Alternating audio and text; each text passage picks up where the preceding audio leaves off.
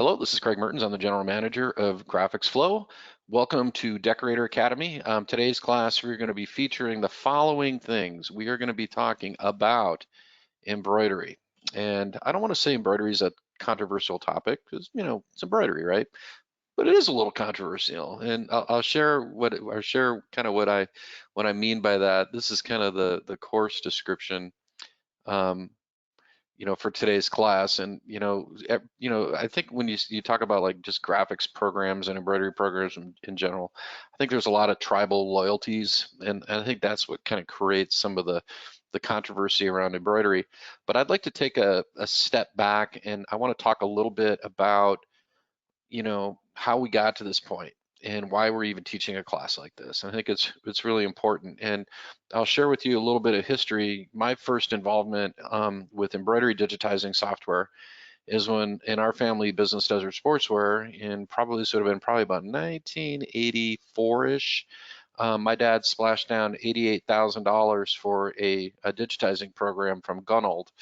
It was a manual digitizing program. And back in those days, the way that you would create an embroidery file to send to your machine, which more than likely you were either sending a tape or a cassette, and then floppy disk came along. The way you would create the file is you would have the drafting department with a pencil and paper, would draft out the logo at 6 times its original scale. And then they would take a thing called a digitizing puck, and you would plot every single stitch. You would put in stitch 1, this is entry point, stitch 2, stitch 3, stitch 4, stitch 5. That's how you created embroidery back in those days. And we were spending, we did these big full front designs. We were spending, over $1,000 to have these designs digitized. And we said, hey, listen, let's bring it in-house. And so we had a gentleman that knew how to use the software that we contracted with, bought the software, and we started, quote, digitizing in-house. And so when I hear people complain about, spending a couple $1,000s on embroidery software, I'm like, yeah, wow, we have come a long way. And the evolution of embroidery software goes from that, which the days of manual digitizing with a puck, and you have a computer connected to this software, obviously, but you could kind of see a little bit of a rendering of what it was going to look like, but you really didn't know what it was going to look like till you sewed it out. And obviously that hasn't really changed, but the difference is you really didn't know what it looked like until you sewed it out. It didn't look, there was nothing on screen that was going to give you a good approximate of what it was going to look like. And so what happened in the evolution of embroidery software, you started to see programs that we call them CAD-based digitizing. CAD stands for computer-aided design, just like people use CAD software like AutoCAD to do blueprints and industrial design. CAD-based embroidery software allowed people to design on the computer, and instead of having to use that puck to plot points and to have to use a drafting table to put it up on a wall and plot the points over the drawing, you could do that same basic concept in a graphics program. And you were still plotting individual points and stitches, but you didn't have to do it with the puck and drafting table. You did it with a mouse and a computer monitor. And when those programs started coming out in the late 80s, it really revolutionized the whole concept of creating an embroidery file. And the embroidery file is providing the set of instructions that tells the embroidery machine where to drop the needle, where to lift the needle, the X and Y coordinates, so where it drops, and then special commands like, where to do stops or, trim thread and things of that nature.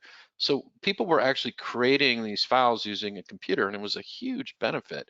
It really, sped up the process. So instead of taking a day to digitize a design, it only took a half a day to digitize a design.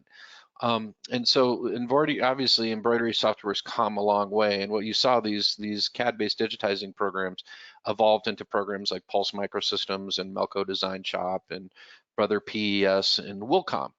And over time, these programs have gotten more automated to where I call them kind of semi-automatic, where they can anticipate a lot of the requirements for the embroidery and do a lot of the heavy lifting for you. And that's a huge, big advantage to most people. But with that being said, you still have to have a fair knowledge of how embroidery works in order to create a design. So here's the controversial part.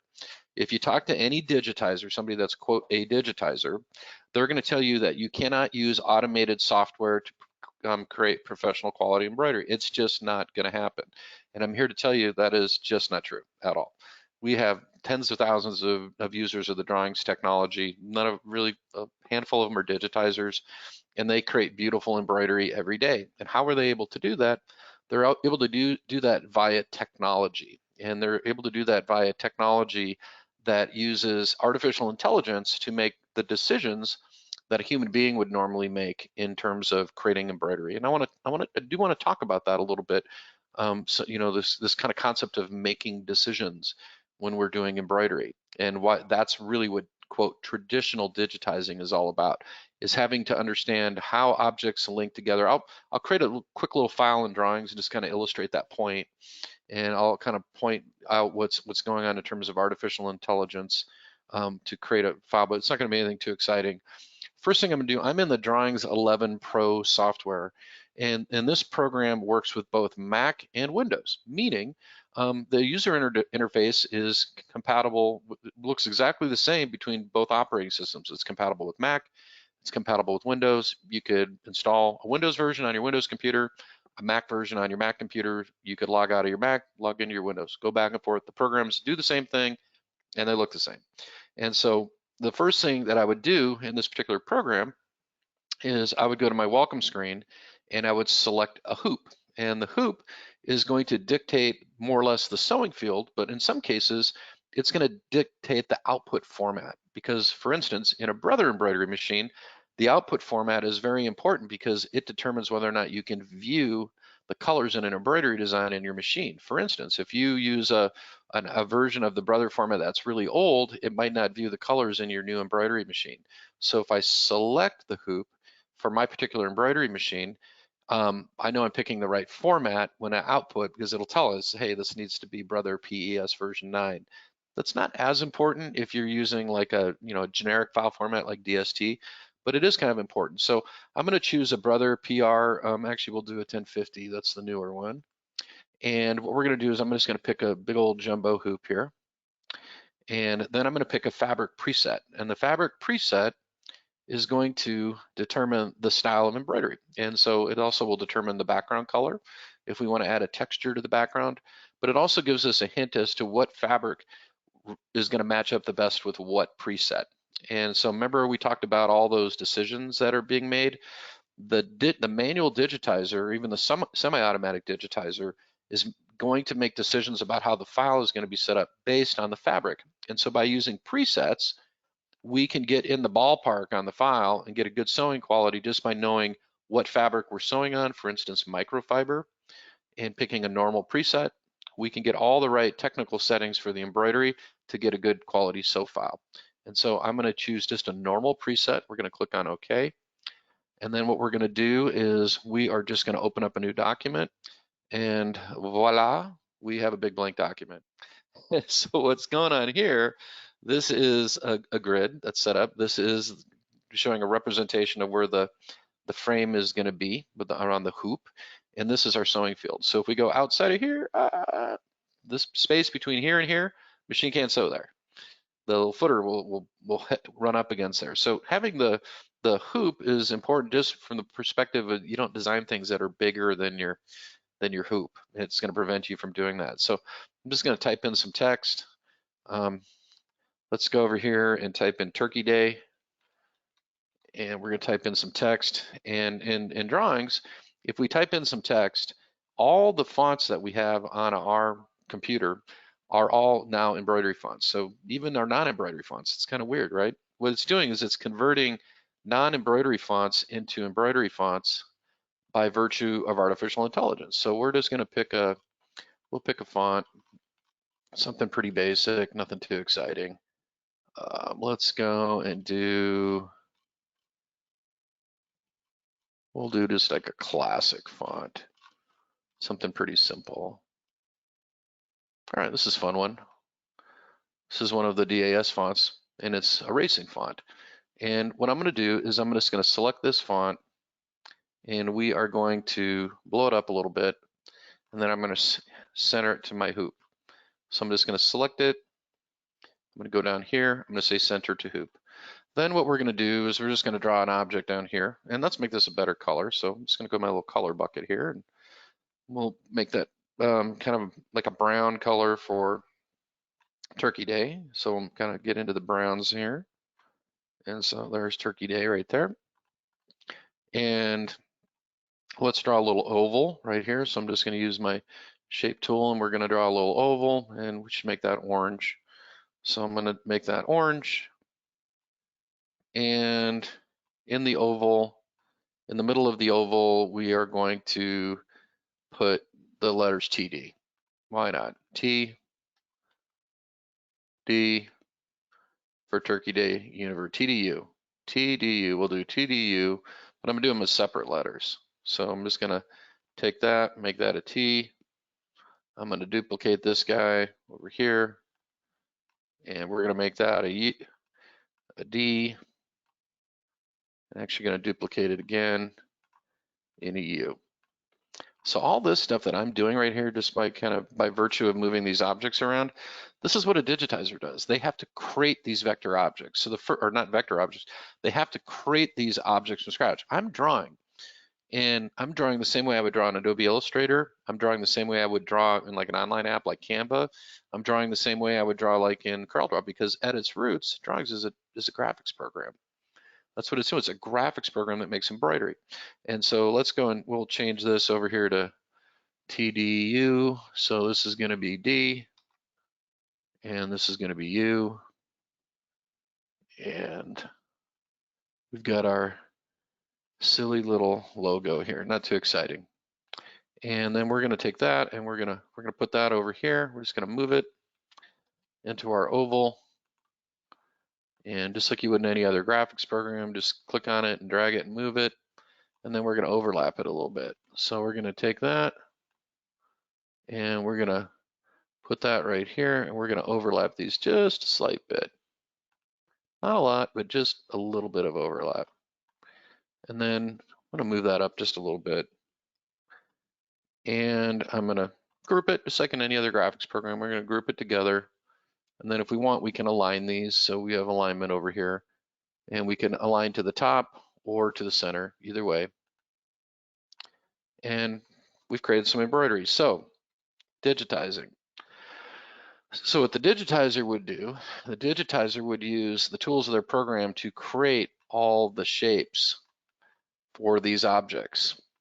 And they would, in a sense, draw out all the shapes. They would draw the oval. They would draw the shapes from the text. Now, if they had keyboard letters in their digitizing program, they could go in and type in keyboard letters. That's awesome. But if it was just text as a background, as a backdrop, they'd have to draw all the shapes for the text. And then what they have to do is they have to assign all the technical parameters to that.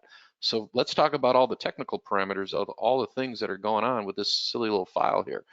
Let's go ahead and center it to the hoop here real quick. So here's all the decisions that need to be made by digitizers.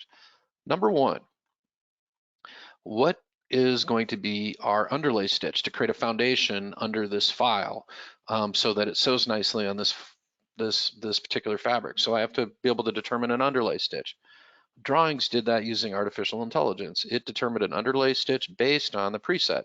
If I switch the preset here and go to like ultralight, it's changed the underlay stitch. It's used artificial intelligence to do that. The digitizer has to determine the density of the stitches on top. So the density, and that's determined based on the type of fabric and your knowledge and level of experience in embroidery. So drawings defaulted to 0.440 density, which is a great setting. This will sew wonderfully. Stitch length. Stitch length is going to dictate how these stitches interweave within each other. And there's an easier way to show it. If I change this to a pattern fill, we're going to change that to a pattern fill so you see a little bit of a pattern in there. Stitch length, if I take this value and I decrease it, what's going, the repeat pattern, there's more needle penetrations and it's reducing the size of that repeat pattern. So that's a pretty big deal.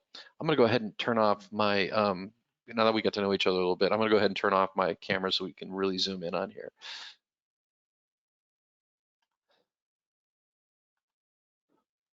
Things like pull compensation. So what is pull compensation? Well, that's a great question.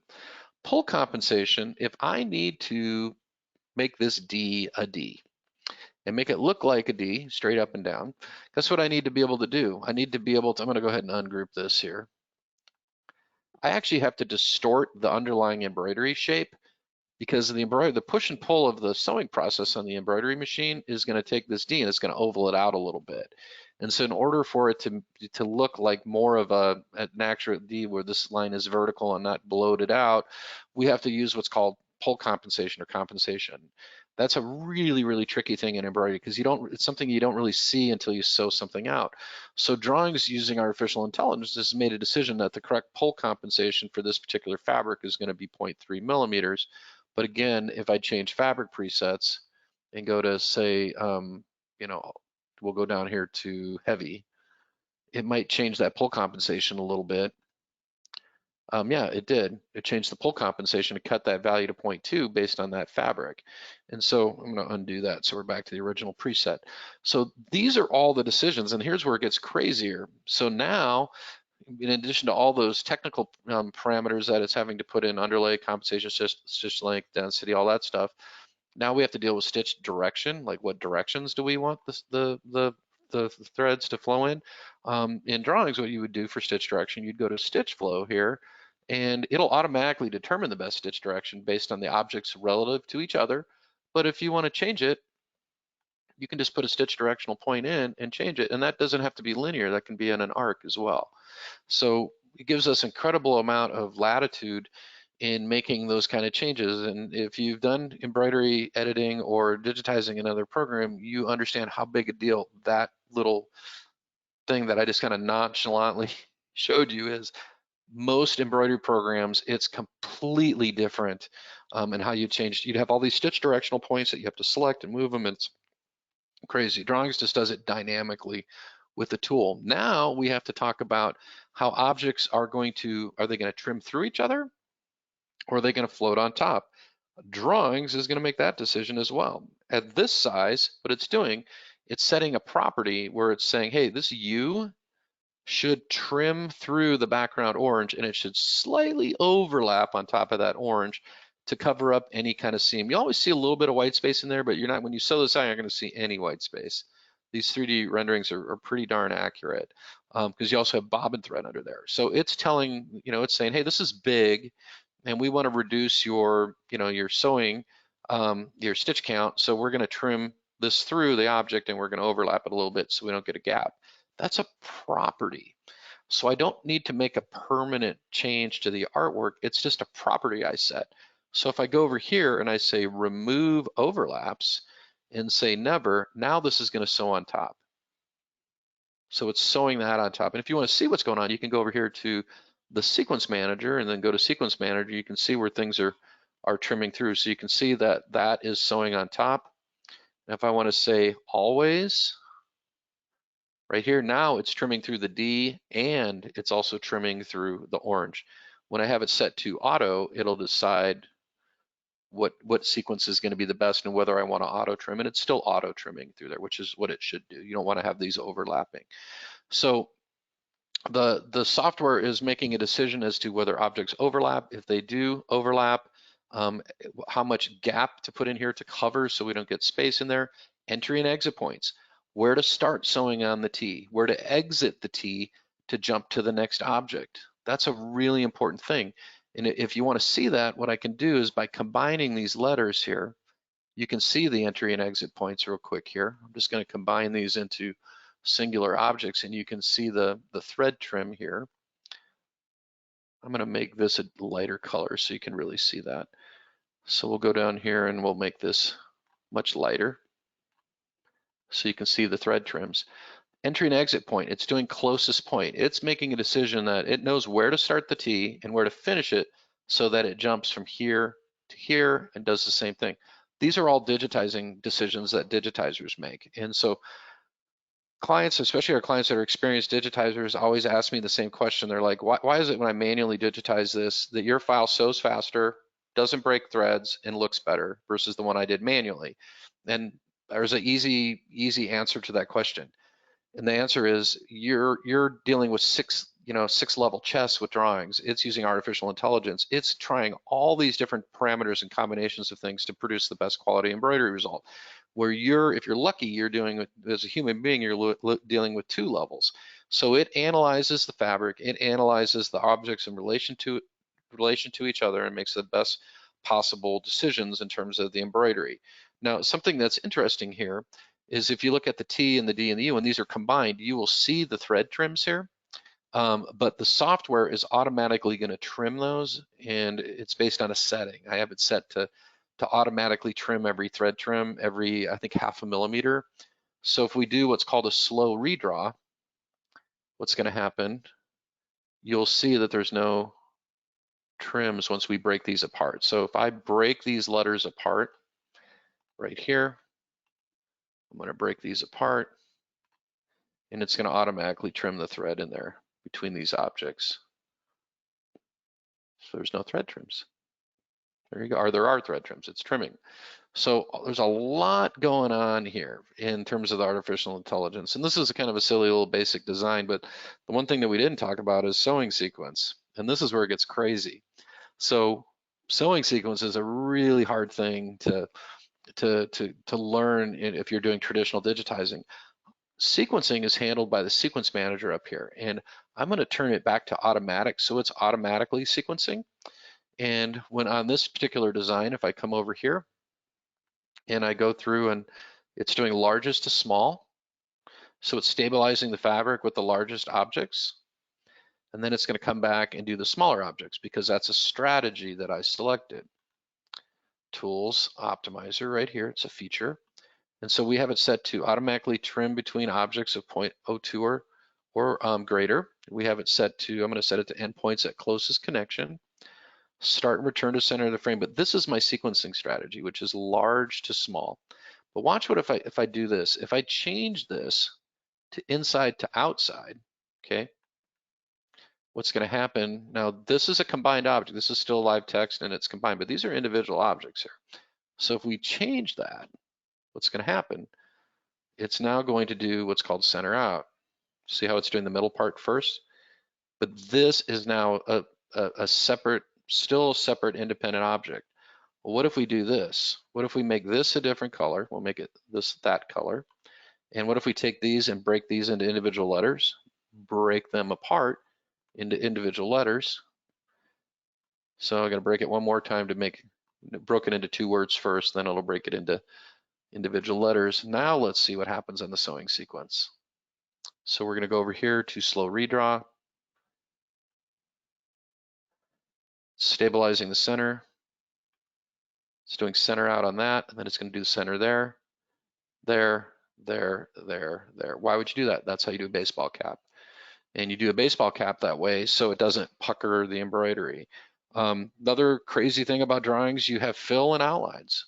So if you wanted to put a fill on this, you have a fill object, it has a hairline outline, I can turn that off, or I can give it a fill outline of another color and maybe set it to a satin stitch. So it works just like Corel or Adobe Illustrator.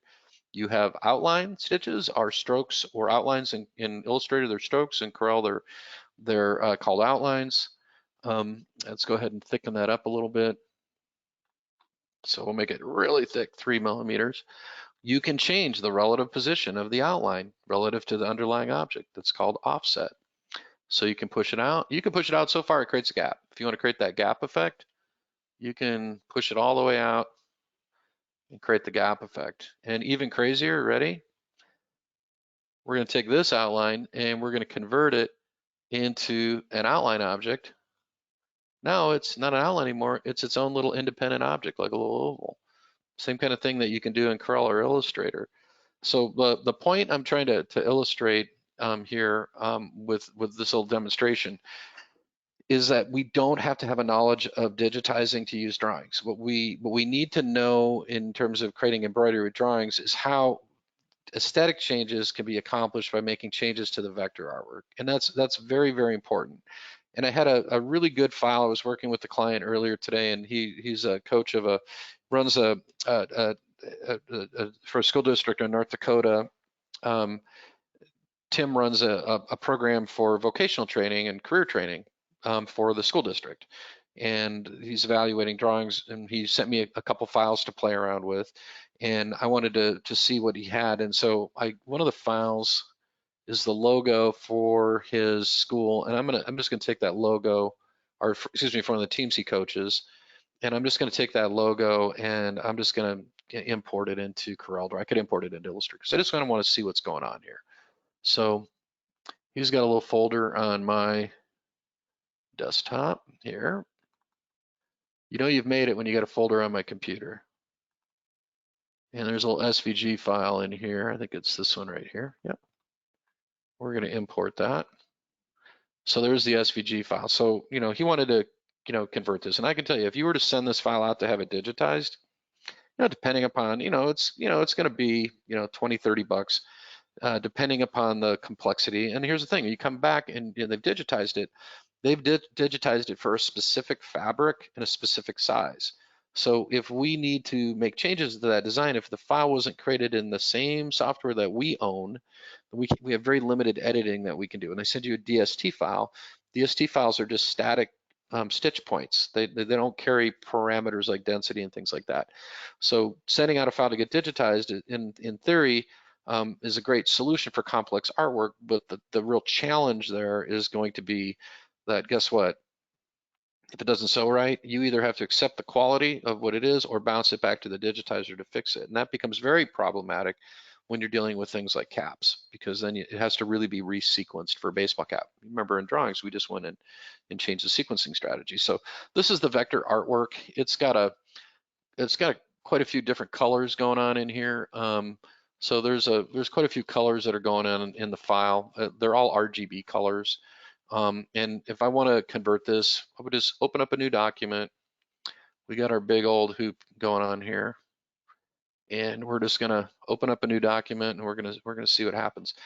And if you're using Illustrator, you want to export as an SVG file and then import into drawings. If you're in CorelDRAW, you can just drag and drop. And I'll drag and drop the file. We'll just see what happens here. There we go. So converted. I would have to do nothing to this file. I could just sew this. I sewed this. This would sew perfect. I would have to do nothing. I have 100% guarantee you, if we sew this file without any modification, it will look absolutely awesome. Here's why. It's big. It's a big file. It's got good vectors. It's beautifully crafted. Tim drew this himself or redrew it himself. It's brilliantly produced. This is perfect source artwork. Life is good, but that's not really what you get most of the time. If you have good source artwork or a PDF file from a supplier or a client and they already have the vector art, it's a breeze to do stuff like this, especially at bigger sizes. But watch what happens when we make this smaller for a ball cap. So if I make this smaller for a ball cap and we come down here and we say this can't be any taller than 3.25 inches, now all of a sudden we're going to start running into issues. And some of the issues we're going to run into are really going to be relative to, I guess I lied. It looks perfect at that small size. Okay, well, let's make it a little smaller. I'm not setting you guys up.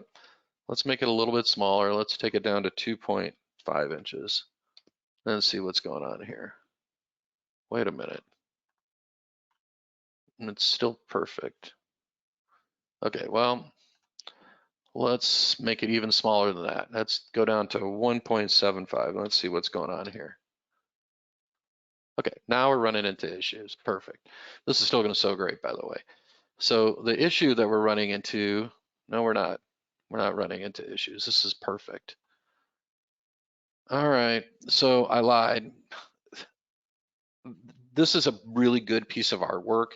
So there's very little modification and change that we'd have to make to it. And even going to like super small sizes, it's doing a pretty spectacular job of converting it. But the challenge is you don't necessarily get artwork at this quality. So you have to learn how modifying the vector artwork has an impact on the actual sewing quality. And one way to do it, let me show you an example of some changes I made for a file from a client and show you exactly what I mean by that. And yeah, it's pretty impressive there, isn't it? This was a file that was sent to me from a client, and this client had set up the file and they were sewing it. It looked great, except on this part of the file, not all the time, but some of the time, there was a gap that was being created here. There was a little bit of a gap, and he was sewing it on a cap, and this is brilliant design. It's 13,000 stitches. It's, you know, it's a pretty heavy duty, serious design. It's large, is 2.3 high and 3.2 wide, so it's a large file. And the first thing, I had him send the file over, and I was really curious to see what was going on. And I spotted the issues right away. Right away, it was easy to spot. So number one, I noticed he had taken it out of auto sequencing and put it in manual sequencing. So it was the first thing I noticed. So I knew that the sewing sequence was probably going to be weird once he did that, because he manually sequenced it. Yeah, totally weird. That outer object here, that should have gone last, and that should have gone over the top of this particular object. This outer object here, that's the sense it should be sealing around the edges of this.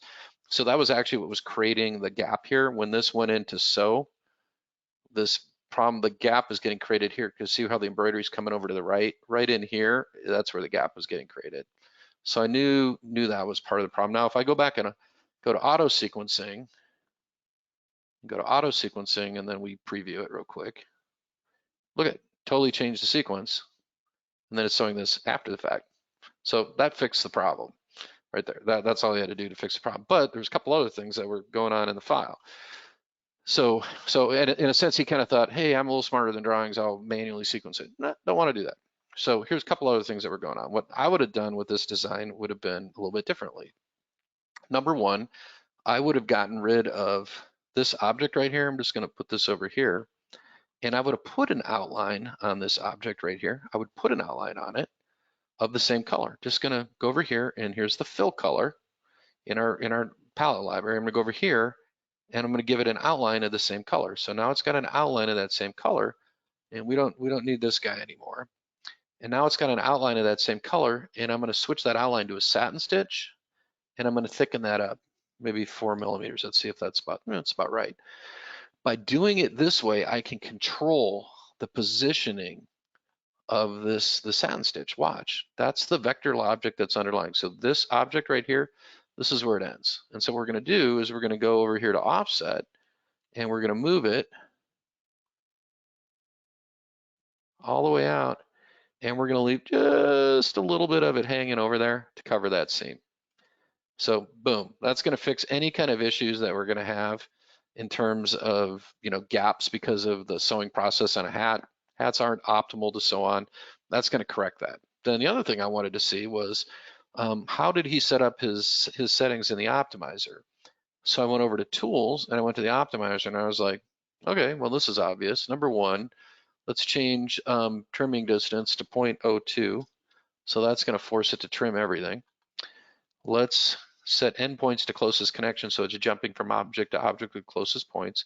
But most importantly, let's change sequencing strategy from inside to outside. That's much better for a cap. Now, a couple other things that you're seeing in here that are a little bit more technical. Minimize color changes. You will have better sewing quality if you have more color changes. And so by moving this slider over to the right, it's saying, hey, it's okay to change colors more frequently. And when you're running on a multi-needle machine, that's not a big deal. If you're running on a single needle machine and you're having to manually change thread colors, that's a drag. So what you would do in that case is you'd move this over to less. A couple other things. Keep sequence of overlapped objects even if trimmed. So what that's doing is if you have like an object that is a fill and then it has an outline, it's telling it to sew the outline immediately after the fill stitch. So it's forcing it. It's saying, hey, you sew the fill first, you sew the outline right afterwards. Then it'll go to the next object and do the same thing. So if you're having registration problems with, like, say, block text that has outlines around it, that would be a good setting to do. No thread trims inside combined objects. What that's saying is, hey, if you combine an object, you can override the automatic trimming setting. If it's combined, it'll just say, hey, oh, I see these are combined, don't trim, because you're going to want to manually trim those, okay? So you have incredible amount of control over the embroidery quality, but think about it, we're using automation to do all this stuff. I don't have to do any of these manual. I don't have to go into the design and set a trim manually. I don't have to go in and change entry and exit points. I don't have to do any of that. I just say, hey, you know what, sequence inside to out for a ball cap. So we're going to come over here and we're going to go okay, and we are going to do a slow redraw, see what's going on. And we'll just click on the little redraw, and it's putting this object down in the center, doing an underlay stitch. It's doing branching. I don't know if you notice that. It's coming down from here and then it reverses direction, comes up. So that's so you don't get a pucker in the embroidery. That's called branching. That's a big deal. Okay. Then it's going to tap that down with the satin stitch. So the first stitch, that's a tack down, so it stabilizes fabric. This is the actual satin stitch. Then it's doing center out by color, right here. And then this sewed like a champ. Brilliant. You know, you could probably enter this in a contest and, you know, sewing quality contest and win it.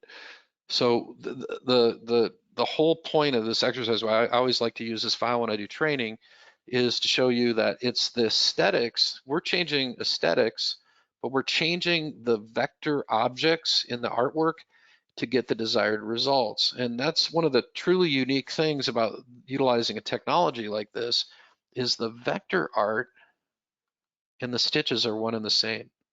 So if I go in here and just for grins, and we wanted to take this arrow and we just didn't want this to have the arrow in the center, all I'd have to do is just select that object and delete it, and it's going to update the stitches. The vector objects are one and the same. This is a separate object. This is a separate object. We can weld those together. So I can go to shaping and I could weld them together. And then we could make it a satin stitch. You made it look worse, but you can do that. You're not digitizing. And people use the word auto digitizing. I don't want to say I'm offended by it, but it's insulting. It is. It's not offensive to me personally, but it's insulting because we're not auto digitizing is these programs that take bitmap files and somehow try to reinterpret them as embroidery, and they don't do a good job typically. And it gives this whole concept of, you know, using technology to digitize for you, gives it a bad, the word auto digitizing gives it a bad connotation. And there's a lot of people who have tried these quote auto digitizing programs and have had very poor results. Even some of the better programs, even like Wilcom, people try to do the auto conversion in Wilcom, and generally speaking, when I talk to those folks, they're not very pleased with the results. They don't really use it, you know. So artificial intelligence, that's the word we're sticking to. Drawings uses AI to make all these decisions and reinterpret the vector artwork. And the craziest part is this. Here's the crazy part. If you wanted to turn this into a full chest, we're going to leave stitch mode here. If you wanted to change this into more like a center front applique, it's not going to be very hard to do it. Number one thing, I'd get rid of this outline and just turn it off. We don't need it. And I would just size this up to whatever the size is. So maybe it's going to be 6.5 wide, 6.5, enter. Okay. And then once we size that up, what we're going to do is, well, I didn't want to make it 65. Oops.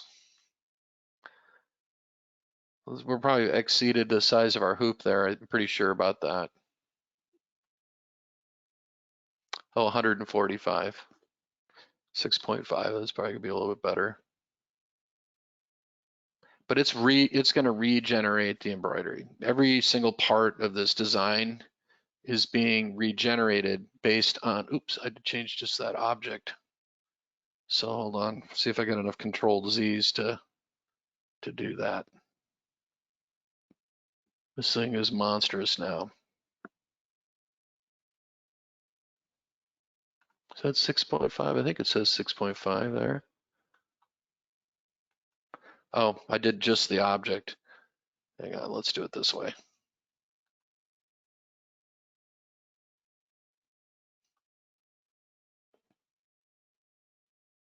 I wonder how many stitches that was. I bet you it was a crazy number of stitches. So here's how I'd do it. I would take this, I'd get rid of the outline. It's the first thing I would do. Take the outline, get rid of it, nuke it. Then I'd very carefully change this to 6.5 inches. So 6.5, hit enter. It's gonna regenerate. Then what I'm gonna do is I'm gonna take this object right here and we're gonna turn it into an applique. So I'm gonna make sure the file is ungrouped. I can tell that just by moving that. And I'm going to turn it into an applique. I'm just going to go over here. I'm going to say applique. And now this becomes fabric. And then I need to determine what type of tack down stitch I want to do for the applique. So I'm going to do a satin stitch. I'm going to do it in the same color as the patch, or I could use like a contrasting color that might look, yeah, it looks good. And then what I'm gonna do is I'm gonna set the offset of the applique, because here's what's gonna happen. This background part, this part right here, is going to be cut on either a laser or a vinyl cutter.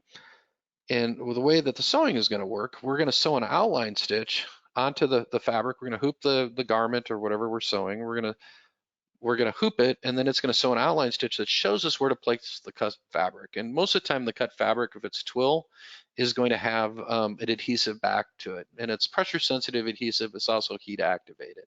And so what will happen is when we put the fabric over the outline and line it up, hit it with an iron, give it a little heat, seals it in place, then the software is going to go and tack it down, and then it's going to cover it with a satin stitch. That's pretty much standard operating procedure for an applique. So we have to tell the software, hey, listen, we got to tell the software, we got to go, hey, listen, this is going to be pre-cut right here, and it's got glue-backed adhesive. This is what's setting the sequence for the sewing. So that's most important. Second thing is the overlap. Normally in an applique, what you would want to do is we'd want to have just a little bit of this right here overlapping onto the underlying fabric, okay? And this right here is going to be on the underlying substrate. So we're kind of splitting it 50-50, but we can change that. There's nothing wrong with the way we're doing it right here. In fact, if I was doing a patch and I was going to use a hot knife to cut around it, I would do it like this way. But generally speaking, on an applique, what I would normally do if I was tacking that down, I'd probably reduce the thickness of that a little bit, and I would move it in a little bit. I'd have it a little bit more towards the underlying fabric and a little bit of it less on the substrate. Why? If there's a shift in the sewing process, this is giving me this much cheek. So you'll never see a gap under there. So it's just generally just a smart move to move that in a little bit. So if there's any kind of shift in the sewing, you're not going to see a gap. Now, I don't know if you guys noticed something. You guys see this over here?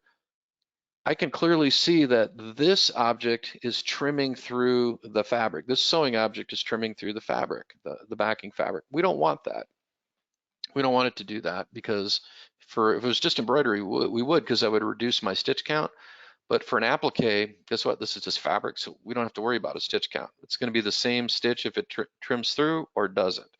And so what we're going to do is we're going to take this and we're going to select it, and we're going to go over here to remove overlaps, and we're going to say never. And we're going to do the same thing on this object, remove overlaps, and we're going to say never, and now nothing is trimming through. And so at this point, let's see what's going on the sewing.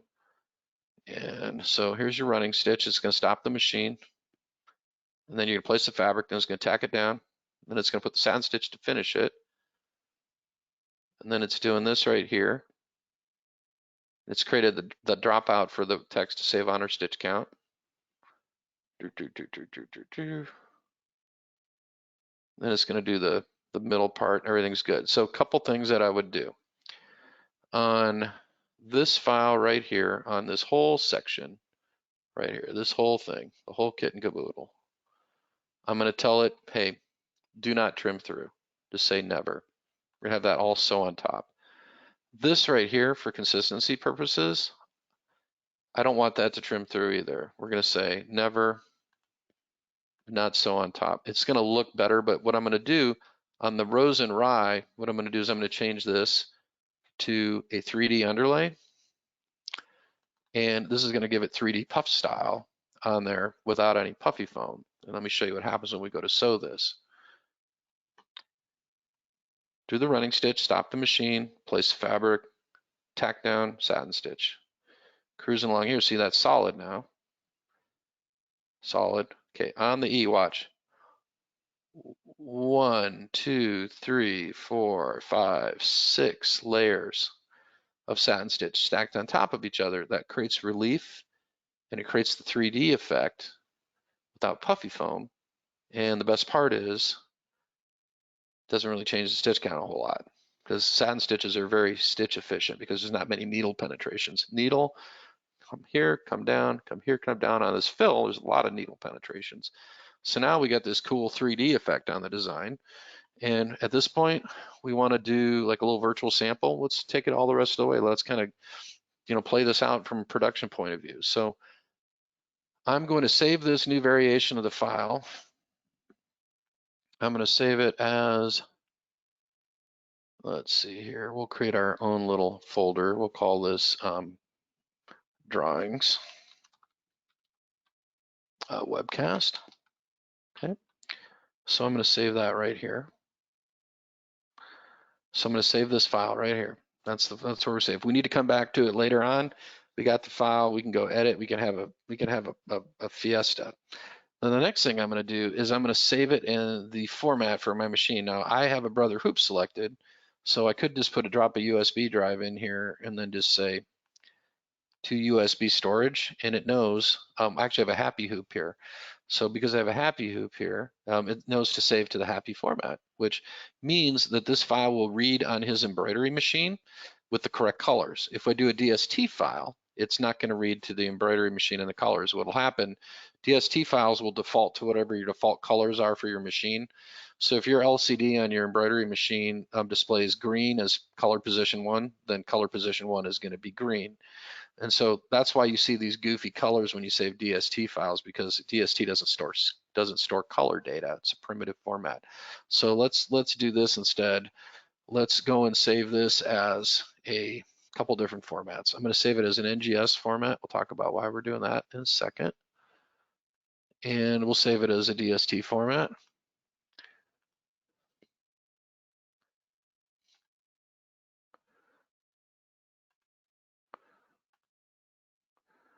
This is where you're going to get your final stitch count right there. And then we're going to save it as, we'll save it as a tab file, the native brother file, or excuse me, Happy file right here. We have all of the common file formats, so tab file.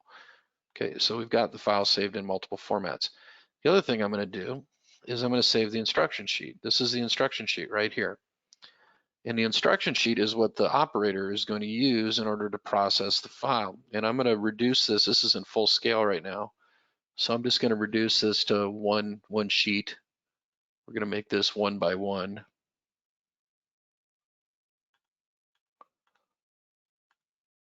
So it's all going to fit on one sheet now.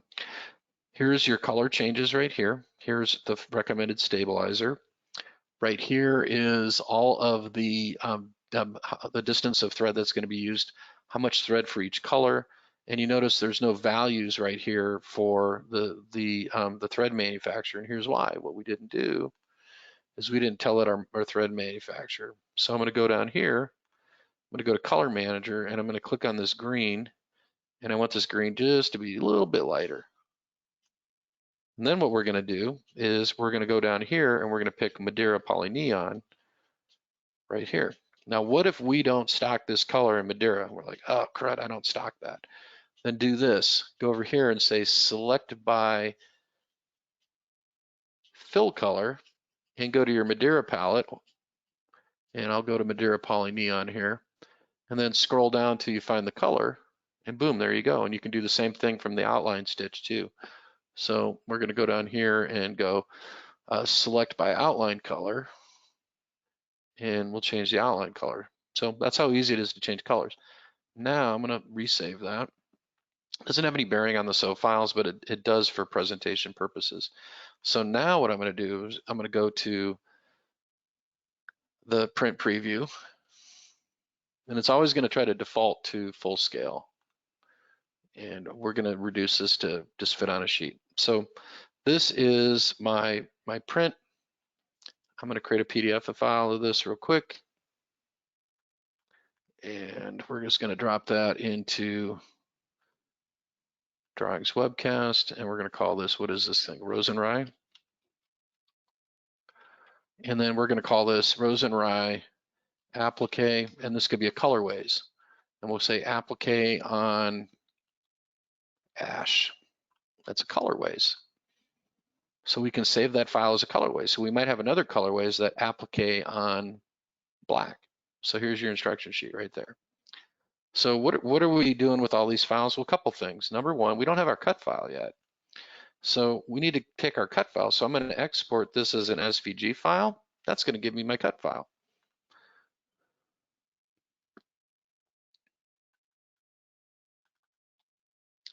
Rose and Rye cut file,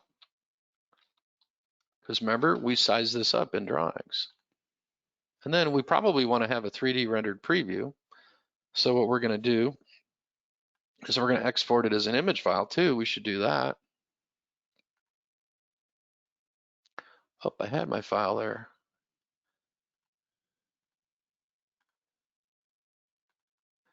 And Rose and Rye, Applique. So these are all the collateral files that I need for production for whoever's going to be processing this job in the art department or in the production department needs all these art assets in order to do that. And because the one thing that they might do is, we'll close all these up. One thing they might end up doing is this, taking this file and opening it up and doing another colorways or resizing it. Maybe it's going to go on a cap and they might go in and just resize the whole thing. Well, here's the file. Change the colorways, resize it for a cap. It's dynamically resizing. There's no additional digitizing. And to me, that's one of the greatest features of this technology, the fact that you have dynamic sizing. And everything about this design just changed when I resized it. The embroidery sequence changed, stitch density, underlaying, all the types of things that need to be changed to get this to sew better at that quality and that size have changed. The software has done that dynamically. So let's boogie over here to CorelDRAW, and we could do the same thing with Illustrator. And just for fun, for grins, let's open up the cut file. So I'm going to go to Import, and we're going to go to the cut file, and we named it cut file, so it should be easy to find. There it is. I'm going to import it.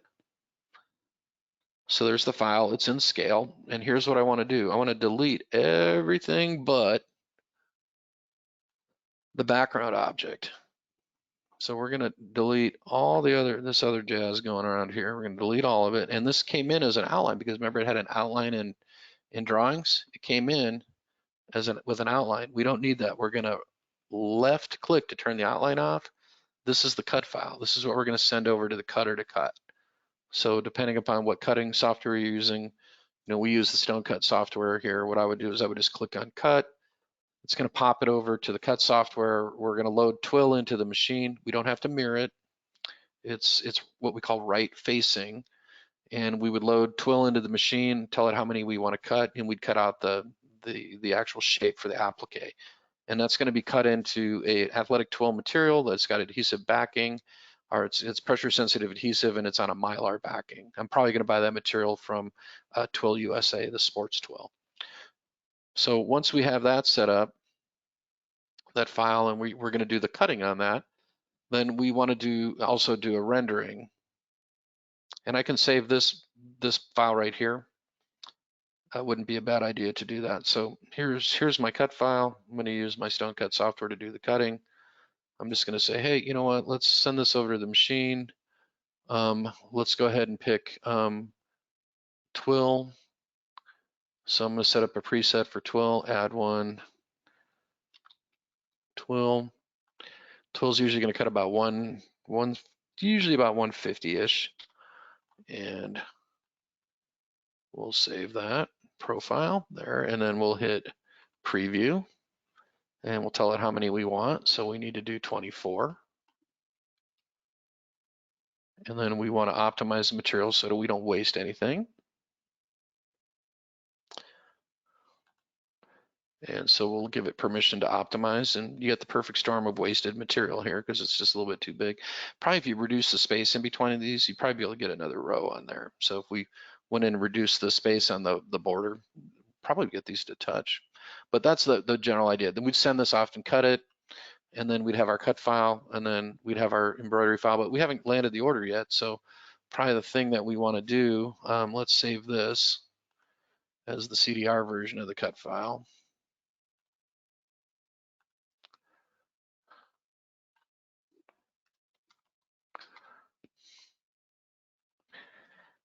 Let's get it in front of the customer. Let's let them actually see what it's going to look like.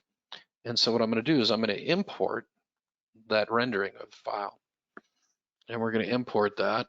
And that's this PNG file right here. We're going to import it. It's going to look pretty amazing.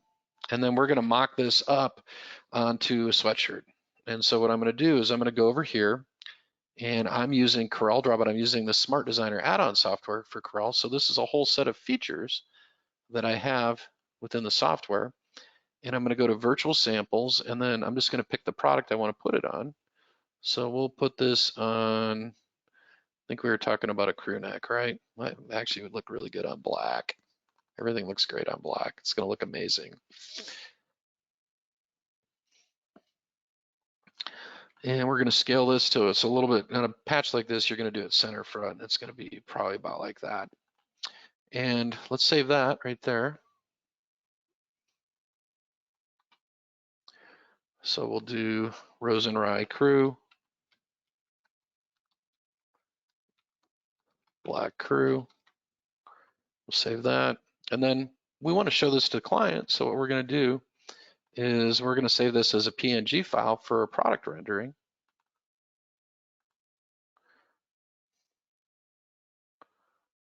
So we're going to do that too. And then how are we going to get that in front of a client? This is how we're going to do it, because we have GraphicsFlow. And because we have GraphicsFlow, we're going to go to our GraphicsFlow account, and I'm going to create a folder under My Art, and I'm going to call that folder Rose and Rye.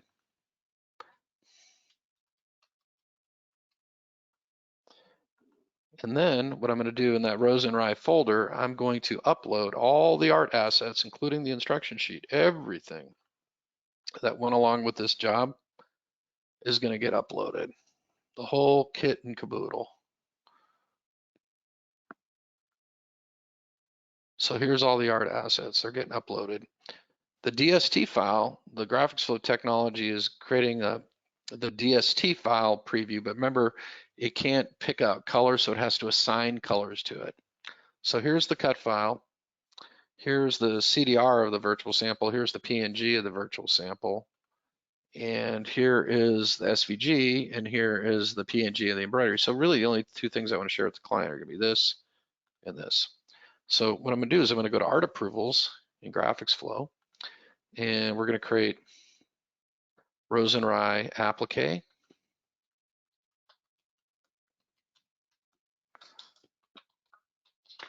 Right there. And I would subscribe the client to this art approval. And here's the body of the email. And I would say, Doc, please approve the design.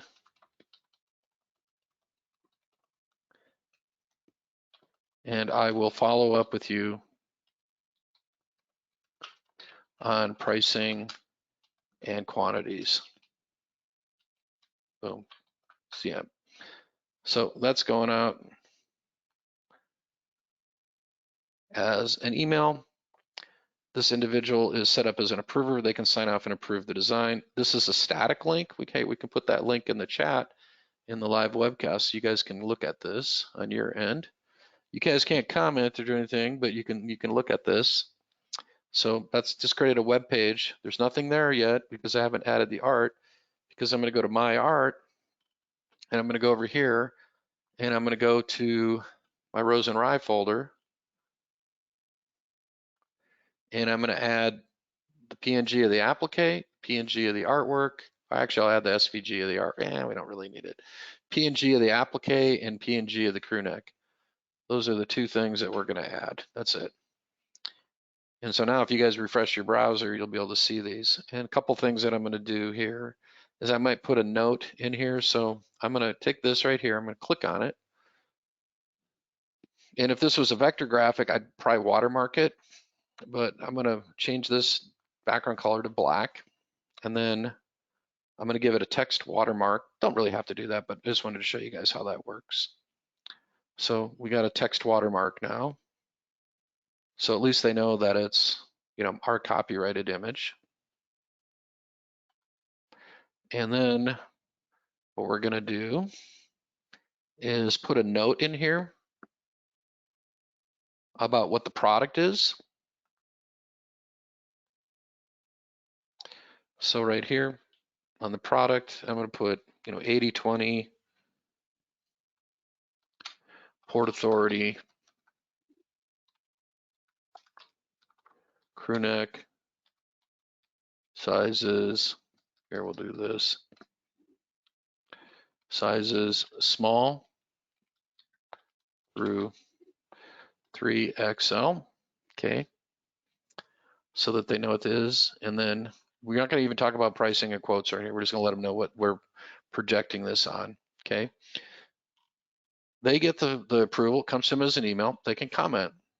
Customer can say, hey, listen, looks great. Can we use a darker green? We go back to the darker green. Looks great. Great.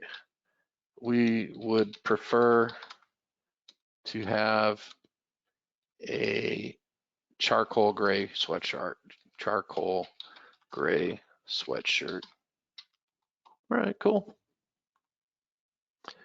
They sent it to me, no problem.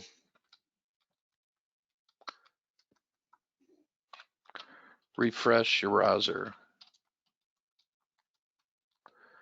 Because what we're going to do is we're going to change that in app. So I'm just going to go in here and I'm going to change this to charcoal gray. There you go. I'm going to take the watermark off there. And that's going to get updated in app. And so what's going to happen, we're going to have an email correspondence going on, but we're actually messaging each other through the application.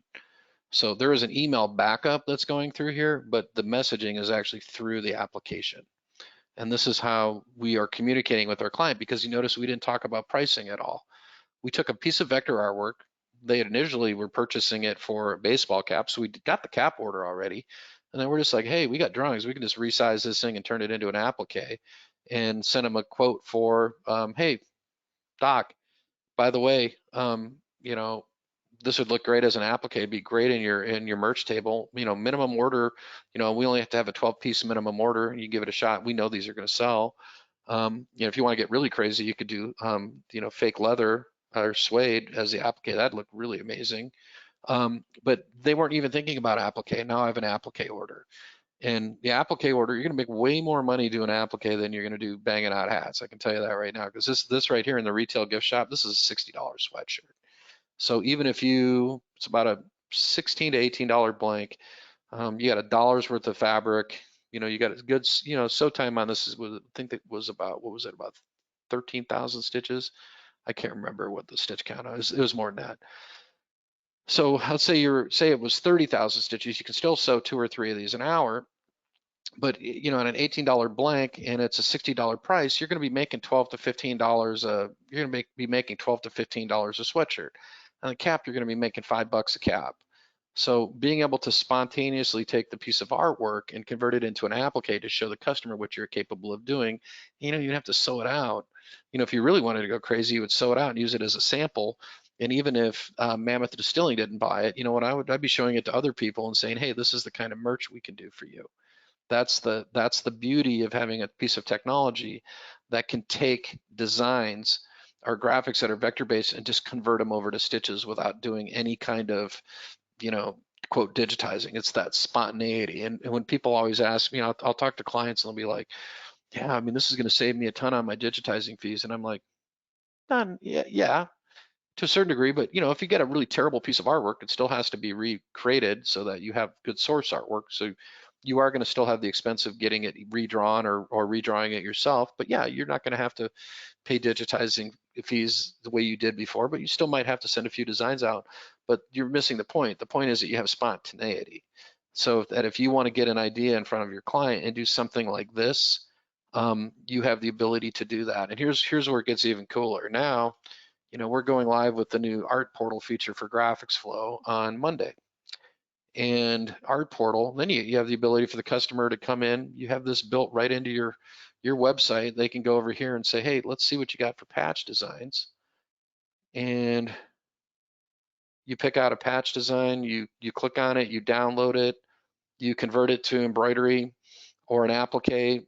They say yes, let's go. Because what happens when you select this design and they put their changes in here,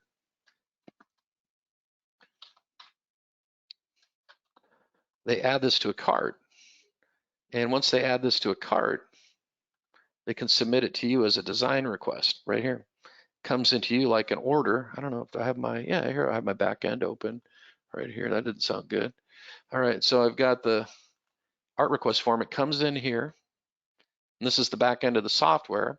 It comes in here, comes in as an order, all the instructions on what you want to have it, how it needs to be modified. Click on this, download the file, edit it in Corel or Illustrator real quick, and then what we do is we convert it into an art approval. Right here, we convert it into an art approval and bounce it back to them to say, yep, this is how we do it. This is Art Portal. This is a big deal. So all these great vector graphics that you guys have access to that are your GraphicsFlow members, all these graphics become instant, embroidery designs, because all you're having to do is download the file. It's that simple. Here, I'll show you how easy it is. We'll do it in real time. I'm going to do it production speed. Okay, you ready? So what I'm going to do is I'm going to go and pop up a template real quick. I'm going to localize it. This is just a template I downloaded from GraphicsFlow. I'm just going to take this and download it. Double click on it. Change the text using the Smart Designer software.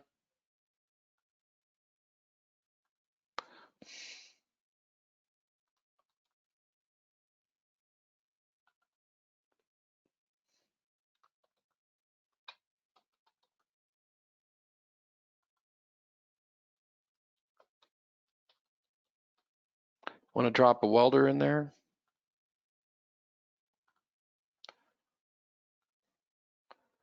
Download a little welding helmet.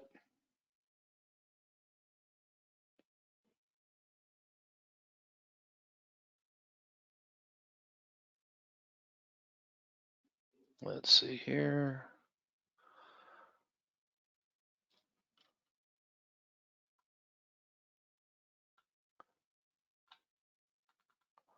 Bada boom.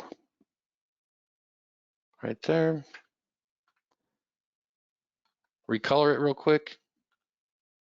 So I'm going to go down here, edit colors. I'm going to take this black and this color, and we're going to merge them together. Oop, that's a little bit too much, isn't it? We're going to take, I don't know which black. Oh, we'll take this black and this color. We'll merge them together. Actually, we'll make that rubine red. Yeah, looks cool. That's pretty intense. That's a little too intense. So we're going to swap that color out with, I'm going to do burgundy.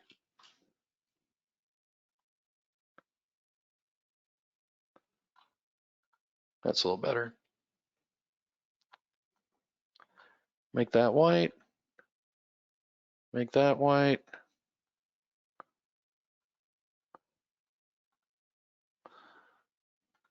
Oh, it's got text on a path.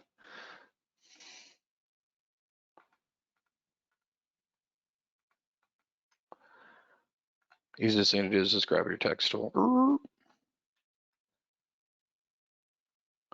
There you go, and then convert it to embroidery. Not going to be a particularly big deal to do that. So always want to convert to spot colors if this is artwork that's supplied by other people. If you have text in the design, you always want to convert it to curves. Easy enough to do in Corel, this object, convert text to curves. Do that, create embroidery, just drag it into drawings and you're done. Here, let's just open up a new document. Drag it, drop it, done. Make a few edits. Actually, I didn't get the background on there, did I? Actually, looks good just like that, didn't it? Drag it, drop it, done. There you go. Ungroup it. Change that to a satin stitch. And what I would do on all these extra layers over here, I would go, and these objects are too small for embroidery. So what I'm going to do is break them apart and just delete a bunch of these objects out of here. We just don't need them. And don't need that, don't need that, don't need that. The rest look good. Oops. Take this object, give it an outline of the same color, switch to satin stitch. Oops. the outline to satin stitch. Purple, don't really need that purple there. Make that, I don't know what color. Yeah, we'll make that the burgundy. And we're not crazy about the colors, no big deal. Go in here, change the colors up, size it to whatever size you want, and you're done. That's it. That's the workflow. From template to finished embroidery to sewing, 2-3 minutes. That's it. That's the magic of drawings. So I want to see how I did on my outline here. I think I hit all the points that I wanted to cover on the outline. So let's see how we did here. So eliminate the need for digitizing by converting vector artwork and bitmaps into production ready sew files. Adapt vector graphics for embroidery and quickly get concepts in front of your customers. Create high quality applique using stock artwork and fonts. Check. Avoid common pitfalls associated with embroidery and applique. Should do some of the things to not do and things to do. Create realistic 3D renderings to power your social media and e-commerce. We did that too. So yeah, it looks like we checked all the boxes. So that's the basic presentation. And yes, drawings is a big deal. And yes, it has a weird cult following. Customers really love drawings. They're very loyal to the product. There is a learning curve. You have to learn how to manipulate the vector artwork to get the results that you want. But almost every drawings user, I would say 98% of drawings users already owns a Wilcom, a Pulse, a Design Shop, a Brother PES, and drawings becomes their primary embroidery software. And there's a reason for that. Number one, it produces great quality, but it produces great quality in a fraction of the time with a fraction of the learning curve. And the other reason, they have that spontaneity to take their vector artwork and convert it to stitches, get ideas in front of customers and grow their sales. So that's it, boom. All right, I'm gonna go ahead and stop the recorded portion of the webcast and then we will open it up for any additional questions.